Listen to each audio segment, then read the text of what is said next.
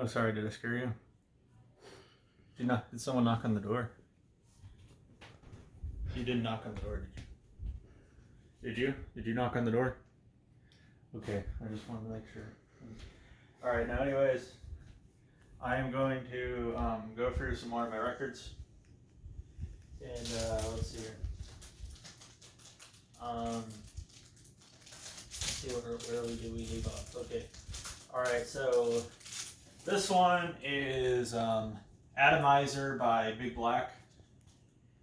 And they're a noise rock and also a post-hardcore group from Illinois. And the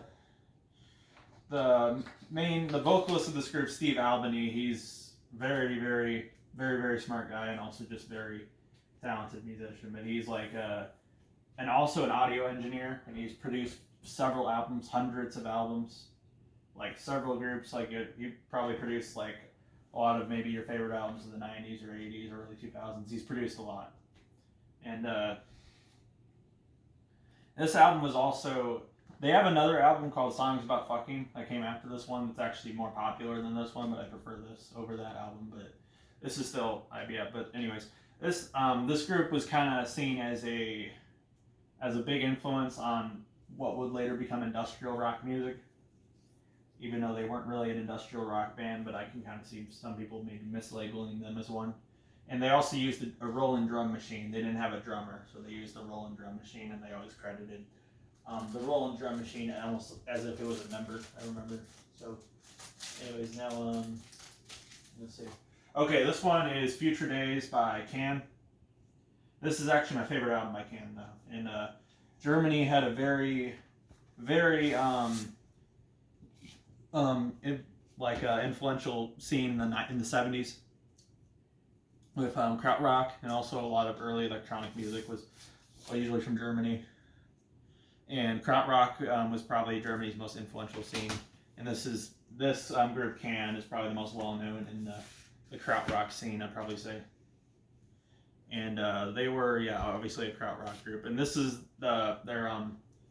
this one came after Tagu Magoo, which is kind of seen as their best, but I prefer this one though. Tagu Magoo is a lot more experimental, which usually I would like more, but I don't know, I just prefer this one. I think it's a very pretty album, in my opinion. But the last song, Bel Air, is probably my favorite song that they did. Anyways, I already did that one.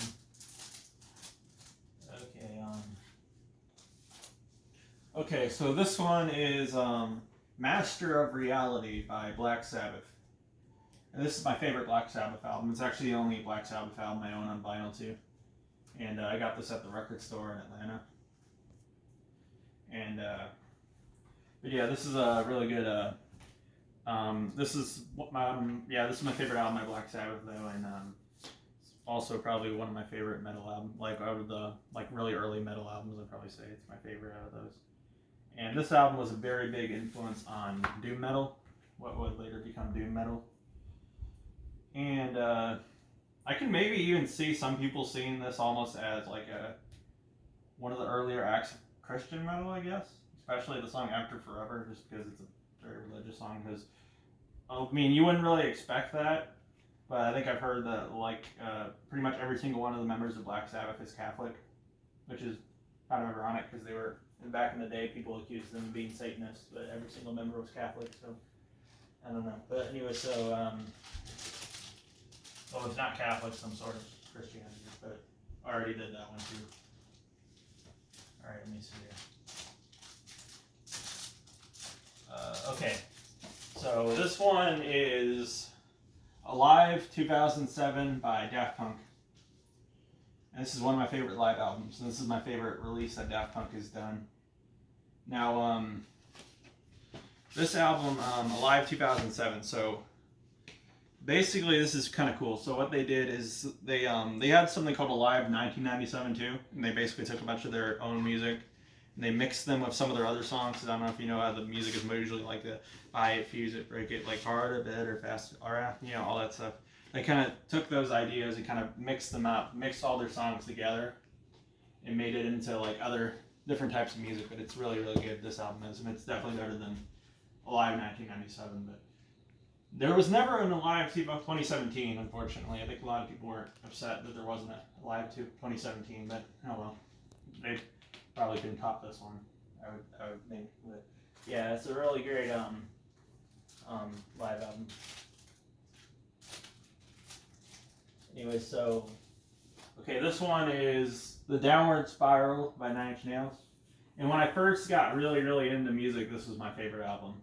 I've kind of had several phases where one album would be my favorite, and then it would be something else. But this album was the first album that was my favorite for a really long time when I got really, really into music.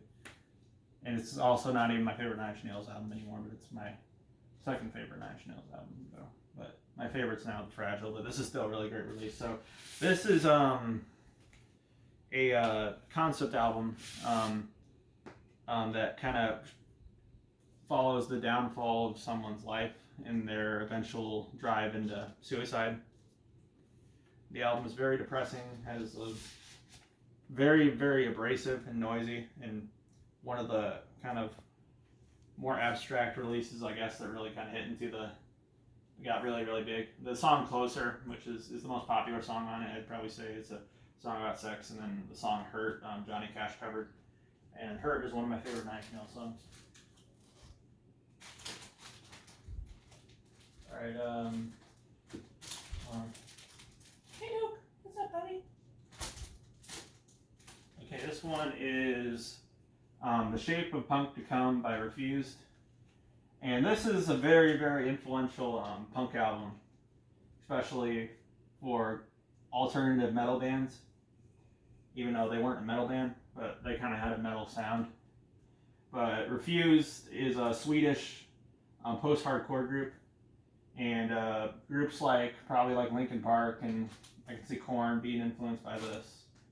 And it has a very kind of sound that kind of sounds like alternative metal, but there's a lot of political themes in this, and there's a lot of humor too, I'd probably say. There's a lot of really interesting uses of different genres. Like there's some jazz in this, and actually the name The Shape of Punk to Come is a reference to a album by Ornette Coleman, who was a jazz musician from the 50s that was called The Shape of Jazz to Come. That's where there's some jazz elements, but there's also some electronic music elements, and there's some metal, I'd probably say, and some lighter songs, some heavier songs, and you kind of don't know what type of direction it's going to go in.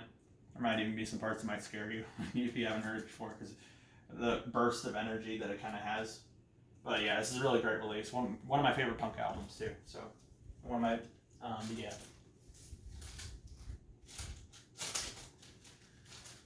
All right, this one is Homogenic by Bjork, and this is my second favorite Bjork album, but this is still a really great album too, though. But there's one where the record's green. I unfortunately do not have that, though, but this is probably her most well-known release, if I were to guess, either that or Post, but a lot of people kind of regard this as her best work, but for me, I think Vespertine's a lot better. That's just me, though. Vespertine, that one, the gray one. But this one is a bit more, I guess it's a bit more experimental in nature than Vespertine. Has a bit of a more futuristic sound. But I don't know, I think Vespertine is just beautiful. But yeah, this is a really great album too, though.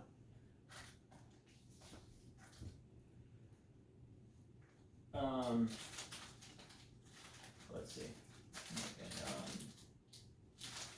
all right, hold on. Okay, so this one is Person Pitch by Panda Bear. And this is my favorite out of the solo Animal Collective works. It's interesting that my favorite solo album by a group band member that's already in a group is interesting that my favorite solo album is by an Animal Collective member, because usually a lot of the Animal Collective's solo stuff isn't super interesting, their solo stuff, but this album is on par with some of the best. I'd probably say it's the only Animal Collective album later release I prefer this over this would be Spirit They're Gone, Spirit They Vanished. But this is arguably the most influential thing that Animal Collective has ever done, even though it's just Panda Bear. But it's kind of basically, so it came out in 2007, the same year as Strawberry Jam. And a lot of the things on this album are actually made up of samples, and there's a lot of influences. Vanderbeer took with this too, and it's a really, really pretty album. Kind of takes a bit to kind of get into though, but also this album also inspired a genre of music known as chillwave. I don't know if you it's a download code. All right, it's chillwave. It's kind of like a bit of a indie electronic, kind of indie rock or something, I guess, kind of genre. But artists like Neon Indian and stuff like that are kind of maybe take inspiration for this. And I'm gonna do this album and then probably do one more. But this is album is very, very influential in the indie scene in the 2010s. I think I heard Grimes actually cited this album as an influence as well, I've heard. But yeah, this is a really, really great album. And one of the best, not only one of the best, it's one of the best Plunderphonics albums, you can kind of call it that, and one of the best psychedelic pop albums, like ever, in my opinion. So, really, really great album.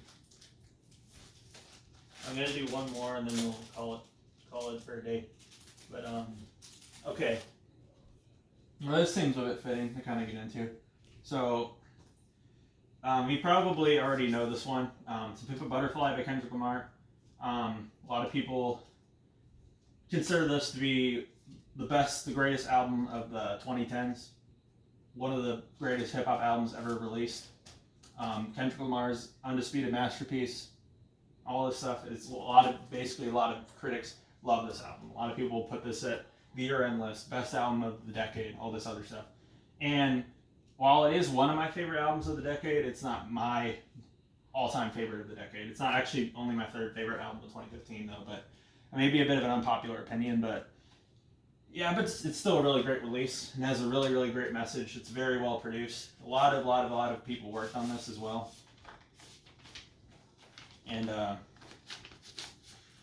it's kind of like a politically protest kind of album though. A lot of details relating to how like black people feel they're discriminated against, how they don't feel that they have a lot of the same rights that, or like equalities that white people might have, which kind of really kind of relates to what's going on right now with all the riots and the protests and everything like that.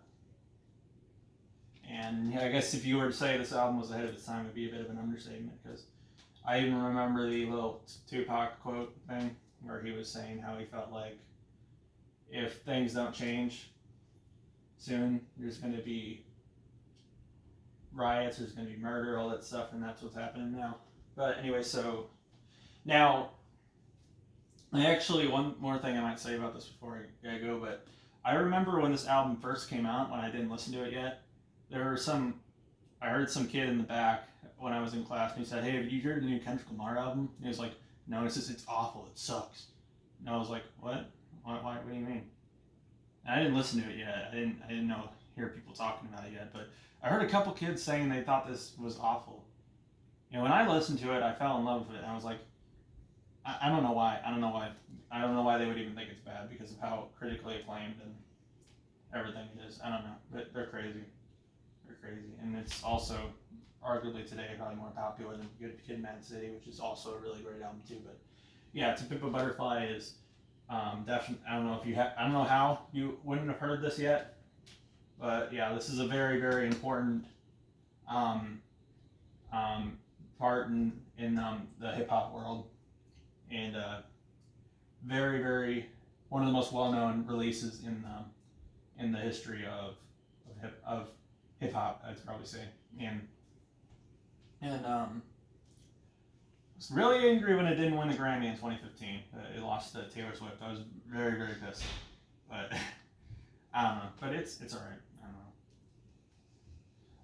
I'd say that getting recognition like this one did is a bit more rewarding than getting a Grammy, in my views. But anyways, that's kind of it, guys.